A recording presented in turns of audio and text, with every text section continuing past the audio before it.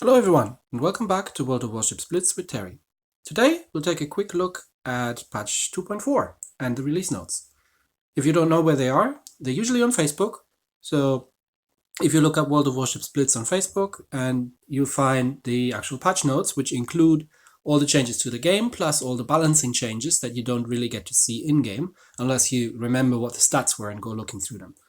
So let me quickly run you through that, and we'll see what's new here. There's some special event going to go on. You can look into that if you want in detail. I'm not going to go into any further. There's a new map. Haven't seen that yet because I've been a bit sick the past days and haven't played much. The MVP screen is something you will probably have noticed. So the best player gets pointed out a lot more at the end of the battle. MVP is the player who has the most points on the winning team. I think it's who has the most point. Is it who has the most points in game in total? Probably. I'm trying to remember if I was ever MVP on the losing team. It's possible. Usually not.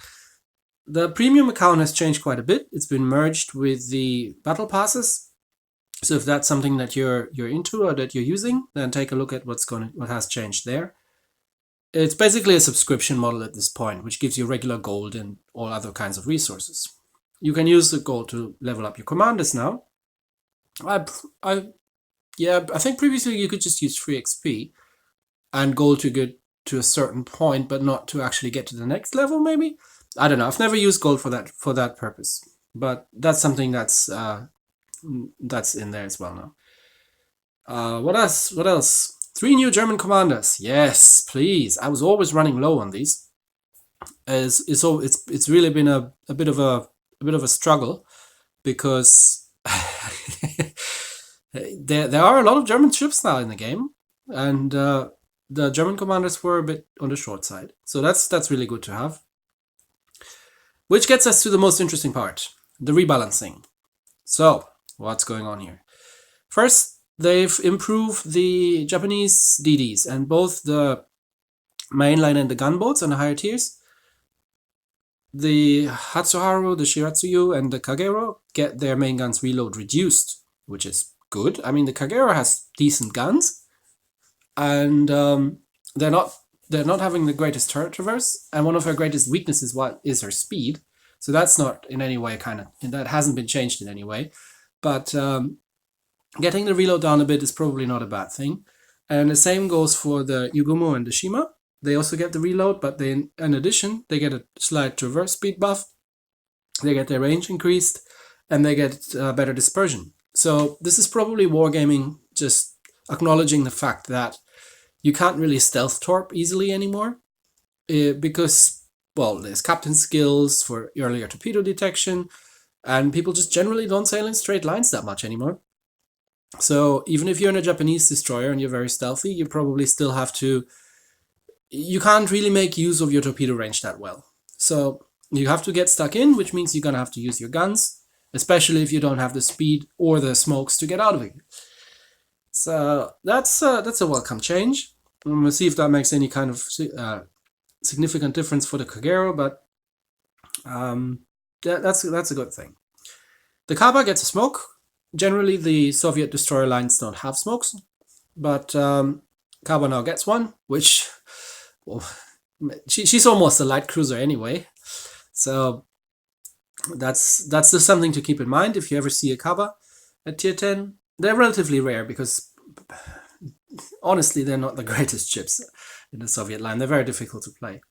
Cruisers, the Dallas. Now we've talked in the comments about that there would be a buff for the Dallas because she's just terrible, and we were kind of hypothesizing that it would be the fire chance. Now, that's what I would have thought makes sense, to buff the fire chance from 4 to 5.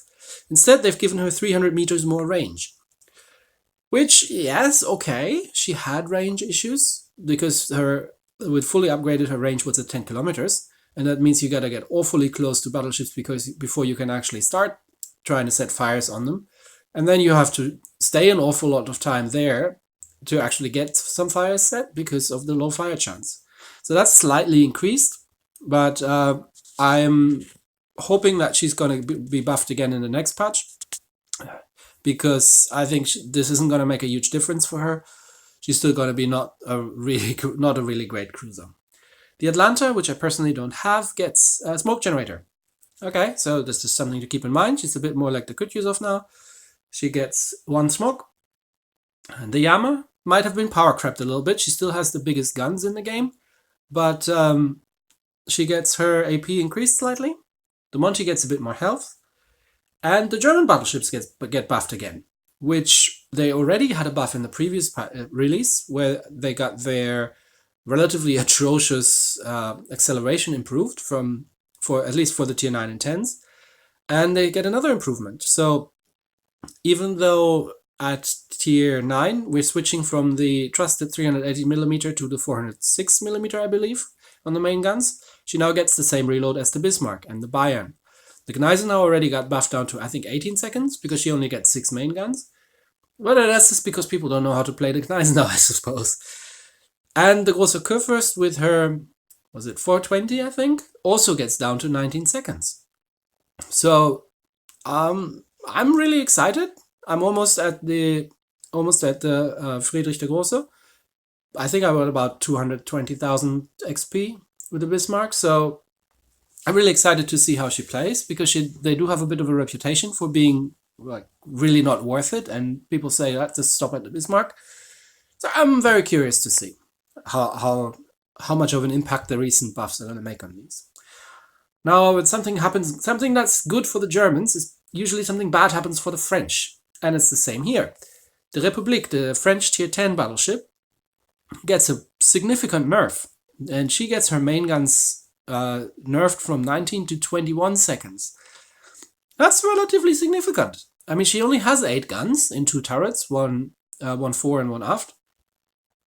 And that's 2 seconds on reload. Now, she does get the reload booster, and she has the level 2 reload booster with 2 charges, which you can get up to 3 with a captain skill, which means that when her reload booster is active, she gets 50% reload increase. So this was probably a fair change, and they might just have figured out that it was a bit much.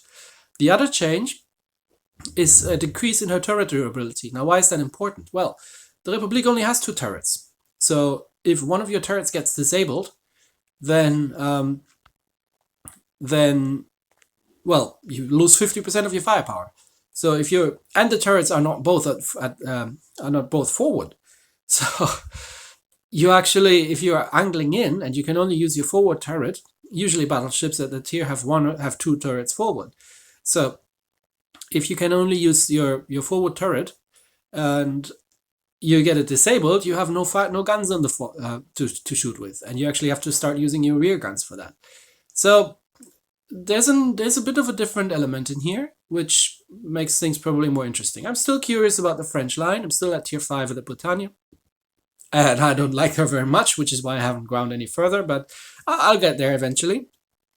There's too many fun things to do at the same time.